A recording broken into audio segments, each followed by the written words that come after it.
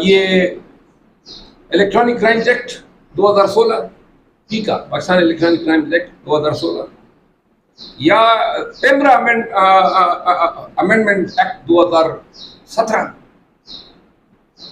اب یہ قوانین کیا ہیں، کس لیے بنے ہیں؟ ڈرانے کے لیے نہیں ہے. آپ کے پاس کیمرہ ہیں، اب آپ نے اپنے آپ کو کنڈکٹ کرنا ہے. مثال کے طور پہ آپ بحیثیت ایک سوشل میڈیا جرنلسٹ آپ کو ایکنالج کیا جاتا ہے، آپ سوال کر سکتے ہیں دوسرے کسی انسان سے، کسی سیاستدان سے.